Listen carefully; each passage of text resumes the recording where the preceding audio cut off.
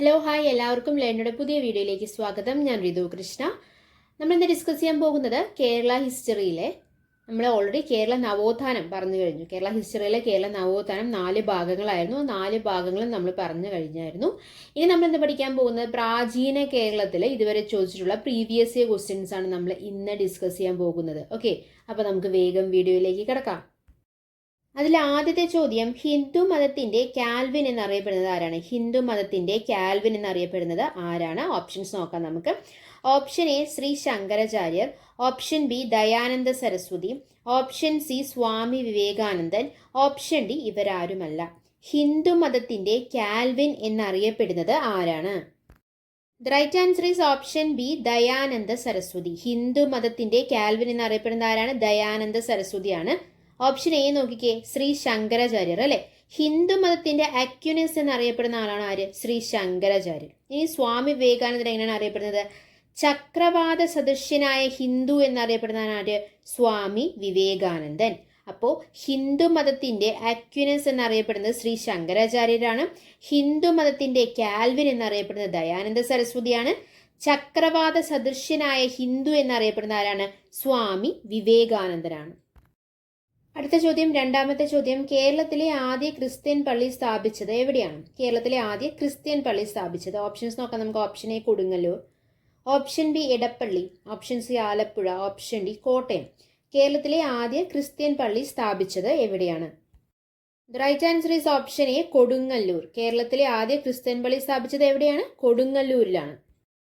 അടുത്ത ചോദ്യം, മൂന്നാമത്തെ ചോദ്യം, കേരളോൽപ്പത്തി പാരമ്പര്യ പ്രകാരം ബ്രാഹ്മണർ എത്ര ഗ്രാമങ്ങളാണ് കേരളത്തിൽ സ്ഥാപിച്ചത്? കേരളോൽപ്പത്തി പാരമ്പര്യ പ്രകാരം ബ്രാഹ്മണർ എത്ര ഗ്രാമങ്ങളാണ് കേരളത്തിൽ സ്ഥാപിച്ചത്? ഓപ്ഷൻസ് നോക്കാം നമുക്ക്.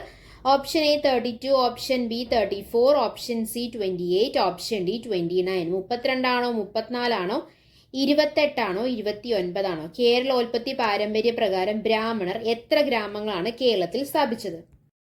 The right answer is option A 32. എത്ര ഗ്രാമങ്ങളാണ് കേരളോൽപ്പത്തി പാരമ്പര്യ പ്രകാരം ബ്രാഹ്മണർ കേരളത്തിൽ സ്ഥാപിച്ചത്? 32 ഗ്രാമങ്ങളാണ്.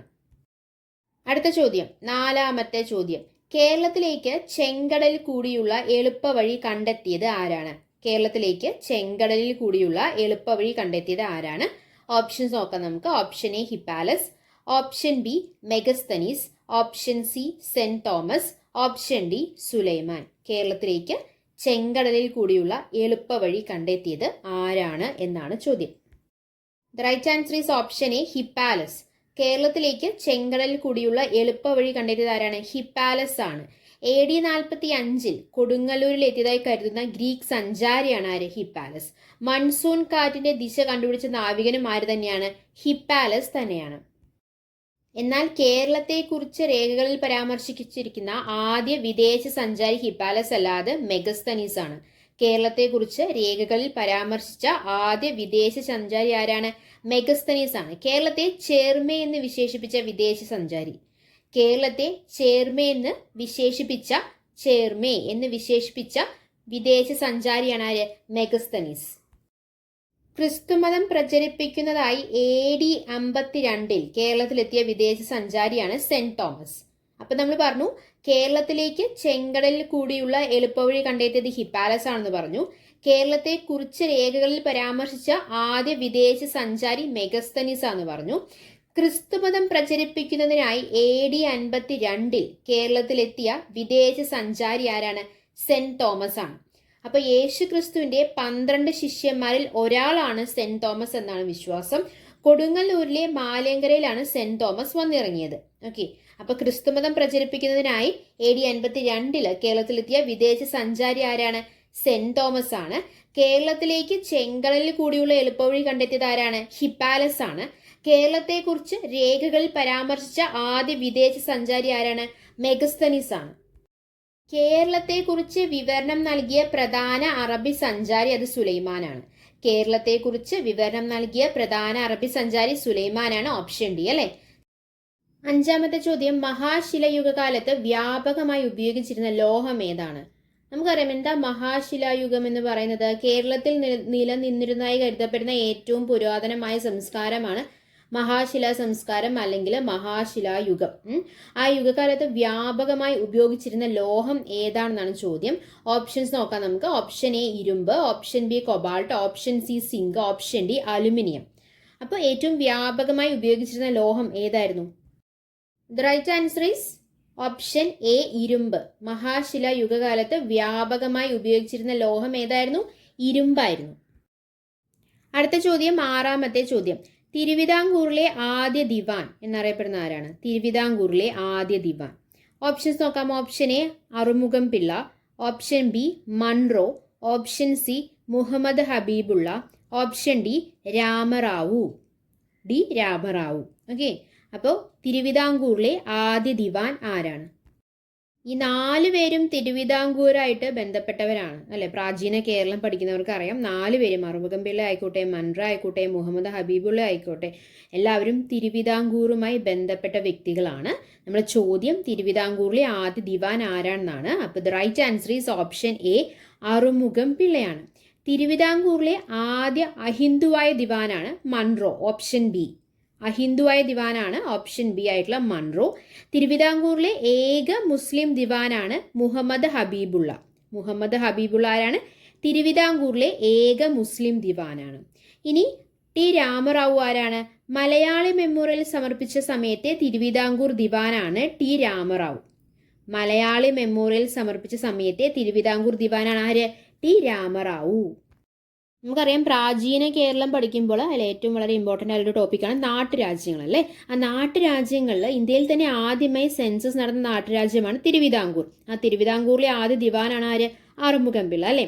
വഞ്ചി ഭൂപതിമാർ എന്നറിയപ്പെട്ടിരുന്ന രാജവംശമായിരുന്നു തിരുവിതാംകൂർ. ഇന്ത്യയിൽ ആദ്യമായി വനിതാ പോലീസിനെ നിയമിച്ച നാട്ടുരാജ്യവും ഏത് തന്നെയാണ്? തിരുവിതാംകൂർ തന്നെയാണ്.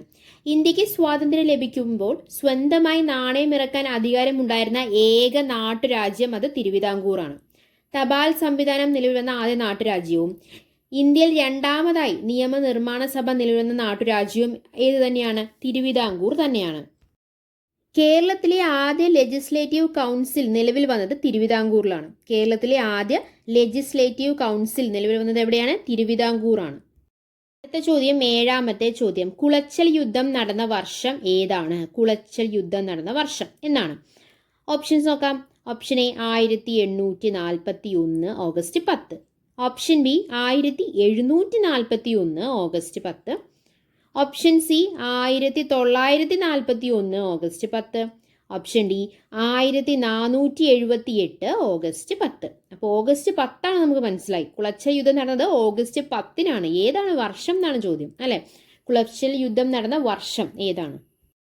The right answer is option B 1741 August 10 Colachel യുദ്ധം നടന്നത്. കുളച്ചൽ യുദ്ധത്തിൽ ഏറ്റുമുട്ടിയവരാരൊക്കെയാണ്? മാർത്താണ്ഡവർമ്മയും ഡച്ചുകാരും തമ്മിലായിരുന്നു കുളച്ചൽ യുദ്ധം നടന്നത്. 1741 ഓഗസ്റ്റ് 10 കുളച്ചൽ യുദ്ധത്തിൽ മാർത്താണ്ഡവർമ്മ ഡച്ചുകാരെ പരാജയപ്പെടുത്തി. ചരിത്രത്തിൽ ആദ്യമായി ഒരു യൂറോപ്യൻ ശക്തി ഇന്ത്യൻ ഭരണാധികാരിയുടെ മുന്നിൽ പരാജയപ്പെടുന്നത് അത് ഏത് യുദ്ധത്തിലാണ്? കുളച്ചൽ യുദ്ധത്തിലാണ്. നമ്മൾ പറഞ്ഞു കുളച്ചൽ യുദ്ധം നടന്നത് 1741 ഓഗസ്റ്റ് 10 നമ്മൾ പറഞ്ഞു. അതിൽ മാർത്താണ്ഡവർമ്മയും ഡച്ചുകാരും തമ്മിലാണ് കുളച്ചൽ യുദ്ധം നടന്നത് നമ്മൾ പറഞ്ഞു അല്ലേ. ആ യുദ്ധത്തിൽ മാർത്താണ്ഡവർമ്മയ്ക്ക് മുന്നിൽ കീഴടക്കിയ ഡച്ച് സൈന്യാധിപന്റെ പേര് എന്താണ്? ഡിലനോയി എന്നാണ്. തിരുവിതാംകൂറിന്റെ വലിയ കപ്പിത്താൻ എന്നറിയപ്പെടുന്ന ഡിലനോയി ആണ് മാർത്താണ്ഡവർമ്മയ്ക്ക് മുന്നിൽ കീഴടങ്ങിയ ഡച്ച് സൈന്യാധിപൻ. കുളച്ചൽ എന്ന സ്ഥലം ഇപ്പോൾ സ്ഥിതി ചെയ്യുന്നത് തമിഴ്നാട്ടിലെ കന്യാകുമാരി ജില്ലയിലാണ്. ഓക്കെ, ഡച്ച് ഭരണം കേരളത്തിൽ അവസാനിക്കാൻ കാരണമായ ഒരു ഉടമ്പടിയാണ് മാവേലിക്കർ ഉടമ്പടി. ഡച്ച് ഭരണം കേരളത്തിൽ അവസാനിക്കാൻ കാരണമായ ഉടമ്പടി ഏതാണ്? മാവേലിക്കർ ഉടമ്പടിയാണ്. അത് ഒപ്പുവെച്ച വർഷം 1753 ഓഗസ്റ്റ് 15 ഒപ്പുവെച്ച ആരൊക്കെ തമ്മിലാണ്? മാർത്താണ്ഡവർമ്മയും ഡച്ചുകാരും തമ്മിലായിരുന്നു. എന്തായിരുന്നു മാവേലിക്കർ ഉടമ്പടി? മാവേലിക്കർ ഉടമ്പടിയെ തുടർന്ന് ഡച്ചുകാർ കുരുമുളകിന് പകരമായി യുദ്ധ സാമഗ്രികൾ തിരുവിതാംകൂർ നൽകണമെന്നും തിരുവിതാംകൂറിന്റെ ആഭ്യന്തര കാര്യങ്ങളിൽ ഡച്ചുകാർ ഇടപെടരുത് എന്നുള്ള കാര്യമാണ് ധാരണയായത്. അങ്ങനെയാണ് ഡച്ച് ഭരണം കേരളത്തിൽ അവസാനിക്കാൻ കാരണമായി എന്തു മാറിയത്? മാവേലിക്കർ ഉടമ്പടി മാറിയത്. അടുത്ത ചോദ്യം, എട്ടാമത്തെ ചോദ്യം. നളചരിത മാട്ടകഥ രചിച്ചത് ആരാണ്? നളചരിത മാട്ടകഥ അല്ലെ. ഓപ്ഷൻസ് നോക്കാം. Option A Unnayi Warrier, option B Kunchan Nambiar, option C Marthanda Varma, option D Umamaheswari. Nalacharitham ആട്ടക്കഥ രചിച്ചത് ആരാണ്? The right answer is option A Unnayi Warrier. Nalacharitham ആട്ടക്കഥ രചിച്ചത് ആരാണ്? ഉണ്ണായി വാര്യരാണ്. നളചരിതം കിളിപ്പാട്ട് രചിച്ചത് ആരാണ്? കുഞ്ചൻ നമ്പ്യാരാണ്. ഓപ്ഷൻ ബി ആണ് നളചരിതം കിളിപ്പാട്ട് രചിച്ചത്. ആട്ടക്കഥ രചിച്ചത് ആരാണ്? Unnayi വാര്യരാണ്.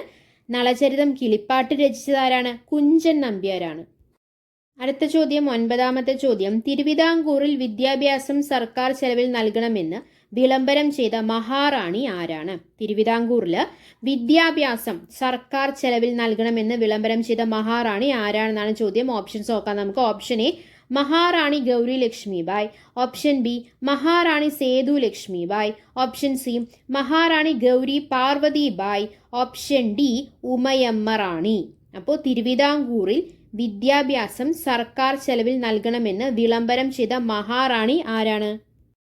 The right answer is option C Maharani Gowri Parvathibai. തിരുവിതാംകൂറിലെ ആദ്യത്തെ മുഴുവൻ സമയ റീജന്റ് ഭരണാധികാരിയാണ് ആര്? റാണി ഗൗരി പാർവതിബായ്. അവരുടെ കാലയളവ് എന്ന് പറയുന്നത് 1815 തൊട്ടിട്ട് 1829 വരെയാണ്. തിരുവിതാംകൂറിൽ പ്രാഥമിക വിദ്യാഭ്യാസം നിർബന്ധമാക്കിയ ഭരണാധികാരിയായിരുന്നു ആര്? റാണി Gauri Parvathibai. 1816 London mission society പ്രവർത്തനം ആരംഭിച്ചപ്പോൾ തിരുവിതാംകൂർ ഭരണാധികാരിയും അവർ തന്നെയായിരുന്നു. 1817 വിദ്യാലയങ്ങൾ സർക്കാർ ഏറ്റെടുത്തു. വിദ്യാഭ്യാസം ഗവൺമെന്റിന്റെ ഉത്തരവാദിത്തമാണെന്ന് പ്രഖ്യാപിച്ചു. 1817 തിരുവിതാംകൂറിൽ പ്രൈമറി വിദ്യാഭ്യാസം സൗജന്യമാക്കി വിളംബരം പുറപ്പെടുവിച്ച ഭരണാധികാരിയാണ് നമ്മൾ പറഞ്ഞത് അല്ലേ.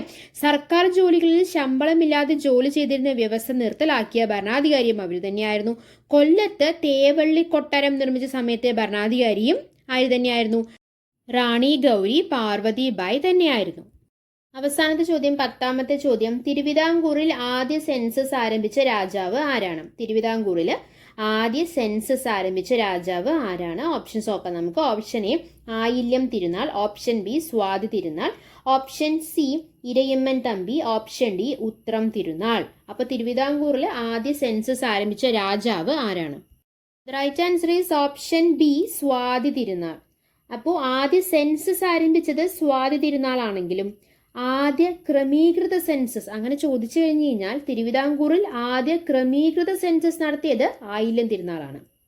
തിരുവിതാംകൂറിൽ ആദ്യ സെൻസസ് ആരംഭിച്ചത് സ്വാതി തിരുനാളാണ്. ആദ്യ ക്രമീകൃത സെൻസസ് നടത്തിയത് ആരാണ്? ആയില്യം തിരുനാളാണ്. സ്വാതി തിരുനാൾ ജനിച്ചത് 1813 തിരുവിതാംകൂറിന്റെ സുവർണ കാലഘട്ടം എന്നറിയപ്പെടുന്നത് സ്വാതി തിരുനാളിന്റെ ഭരണകാലഘട്ടമാണ്. തിരുവിതാംകൂറിന്റെ സുവർണ കാലഘട്ടം എന്നറിയപ്പെടുന്നത് സ്വാതി തിരുനാളിന്റെ ഭരണകാലഘട്ടമാണ്. 1829 ടു 1846 വരെയുള്ള കാലഘട്ടം. അദ്ദേഹത്തിന്റെ യഥാർത്ഥ പേര് രാമവർമ്മ എന്നാണ്. എന്നാൽ അദ്ദേഹം അറിയപ്പെട്ടിരുന്നത് പല പേരുകളിലാണ്. ഗർഭശ്രീമാൻ, അതുപോലെ തന്നെ ദക്ഷിണ ഭോജൻ എന്നീ പേരുകൾ അറിയപ്പെട്ട തിരുവിതാംകൂർ രാജാവാണ് രാമവർമ്മ എന്നറിയപ്പെടുന്ന സ്വാതി തിരുനാൾ അല്ലെ. അദ്ദേഹത്തിന്റെ കാലഘട്ടം തിരുവിതാംകൂറിന്റെ സുവർണ കാലഘട്ടം എന്ന പേരിലാണ് അറിയപ്പെടുന്നത് അല്ലെ. തിരുവനന്തപുരത്ത് രാജാ ഫ്രീ സ്കൂൾ ആരംഭിച്ച രാജാവും അദ്ദേഹം തന്നെയാണ്. തിരുവനന്തപുരത്ത് രാജാ ഫ്രീ സ്കൂൾ ആരംഭിച്ച രാജാവ് ആര് തന്നെയാണ്? രാമവർമ്മ എന്നറിയപ്പെടുന്ന ഗർഭശ്രീമാൻ, ദക്ഷിണ ഭോജൻ എന്നീ പേരുകൾ അറിയപ്പെടുന്ന തിരുവിതാംകൂർ രാജാവായിട്ടുള്ള സ്വാതി തിരുനാൾ തന്നെയാണ് തിരുവനന്തപുരത്ത് രാജാ ഫ്രീ സ്കൂൾ ആരംഭിച്ച രാജാവ്. തിരുവനന്തപുരത്ത് ആദ്യമായി ഇംഗ്ലീഷ് സ്കൂൾ ആരംഭിച്ച തിരുവിതാംകൂർ രാജാവ് സ്വാതി തിരുനാളാണ്. 1834 ഇംഗ്ലീഷ് സ്കൂൾ അവിടെ വരുന്നത്. അപ്പോൾ തിരുവനന്തപുരത്ത് ഇംഗ്ലീഷ് സ്കൂൾ ആരംഭിച്ച തിരുവിതാംകൂർ രാജാവ് അദ്ദേഹം തന്നെയാണ്. സംഗീതജ്ഞരിൽ രാജാവും രാജാക്കന്മാരിൽ സംഗീതജ്ഞനും എന്നറിയപ്പെടുന്ന തിരുവിതാംകൂർ രാജാവും അദ്ദേഹം തന്നെയാണ്. സംഗീതജ്ഞരിൽ രാജാവും രാജാക്കന്മാരിൽ സംഗീതജ്ഞനും എന്നറിയപ്പെടുന്ന തിരുവിതാംകൂർ രാജാവ് ആരാണ്? സ്വാതി തിരുനാളാണ് അല്ലേ. ഇന്ത്യൻ തപാൽ സ്റ്റാമ്പിൽ പ്രത്യക്ഷപ്പെട്ട ആദ്യ തിരുവിതാംകൂർ രാജാവും സ്വാതി തിരുനാൾ തന്നെയാണ്. ഇന്ത്യൻ തപാൽ സ്റ്റാമ്പിൽ പ്രത്യക്ഷപ്പെട്ട ആദ്യ തിരുവിതാംകൂർ രാജാവ് ആര് തന്നെയാണ്? സ്വാതി തിരുനാൾ തന്നെയാണ്. മോഹിനിയാട്ടത്തിന് പ്രോത്സാഹനം നൽകിയ തിരുവിതാംകൂർ ഭരണാധികാരിയും അദ്ദേഹം തന്നെയാണ്. തിരുവനന്തപുരത്ത് നക്ഷത്ര ബംഗ്ലാവ് സ്ഥാപിച്ചതും അദ്ദേഹം തന്നെയാണ്. 1837 സ്വാതി തിരുനാളിന്റെ സമയത്തെ ബ്രിട്ടീഷ് റെസിഡന്റ് ആരായിരുന്നു? കല്ലൻ സായിപ്പായിരുന്നു. നിയമകാര്യങ്ങളിൽ സ്വാതി തിരുനാളിനെ സഹായിച്ചിരുന്ന വ്യക്തിയാണ് ആര്? കല്ലൻ സായിപ്പ്. നമ്മൾ പറഞ്ഞു അദ്ദേഹത്തിന്റെ കാലഘട്ടം എന്ന് പറയുന്നത് തിരുവിതാംകൂറിന്റെ സുവർണ കാലഘട്ടമാണെന്ന്. എന്തൊക്കെയാണ് അദ്ദേഹം പണി കഴിപ്പിച്ചത്? തിരുവനന്തപുരത്തെ പ്രശസ്തമായ Kuthiramalika, civil hospital, public library, engineering വകുപ്പ്, ഗവൺമെന്റ് പ്രസ്, തിരുവനന്തപുരത്തെ മൃഗശാല, നക്ഷത്ര ബംഗ്ലാവ് എന്നിവ പണികഴിപ്പിച്ച തിരുവിതാംകൂർ രാജാവാണ് അദ്ദേഹം, അല്ലെ, സ്വാതി തിരുനാൾ. ഓക്കെ, അപ്പം നമ്മൾ ഇന്ത്യൻ ഹിസ്റ്ററിയിലെ പ്രാചീന കേരളത്തിൽ ഇതുവരെ ചോദിച്ചിട്ടുള്ള പ്രീവിയസ് ഇയർ ക്വസ്റ്റ്യൻസ് ആണ് നമ്മൾ ഡിസ്കസ് ചെയ്തത്. അടുത്ത കാര്യങ്ങളെല്ലാം നിങ്ങൾക്ക് വളരെ വ്യക്തമായി മനസ്സിലായെന്ന് പ്രതീക്ഷിക്കുന്നു. മനസ്സിലായിട്ടുണ്ടെങ്കിൽ നമ്മുടെ ലേൺ എന്നുള്ള ചാനൽ സബ്സ്ക്രൈബ് ചെയ്യുക, സപ്പോർട്ട് ചെയ്യുക. Thanks for your time. By.